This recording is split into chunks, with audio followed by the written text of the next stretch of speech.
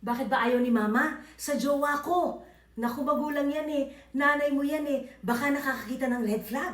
Baka iniisip niya uma-attitude yata itong jowa ng anak ko ha. Meron siyang kutob na hindi maganda. Baka mamaya pasasalamatan mo pa ang nanay mo na nakitaan nga ang jowa mo ng hindi maganda.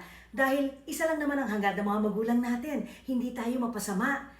Baka ang iba sa mga magulang natin na hiwalay, merong hindi magandang karanasan at syempre, yun ang ayaw nilang mangyayari sa mga anak nila. Abay, mahal lang naman nila ang mga anak nila. Kaya panay ang bantay, panay ang gabay. Kaya wag rin ninyo mamasamain.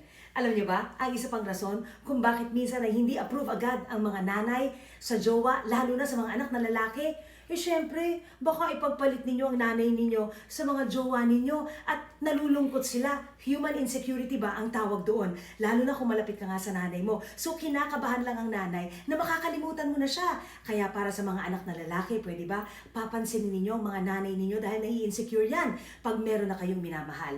So ulitin ko, huwag ninyong i-dismiss sa utak ninyo yung sinasabi ng mga magulang ninyo, lalo na mga nanay ninyo, kapag nakakakita sila ng red flag at pinagsasabihan kayo dahil importante ang opinion nila para walang sisihan sa bandang huli. But know that your parents can have their opinion, but your heart has the last say. Think about that.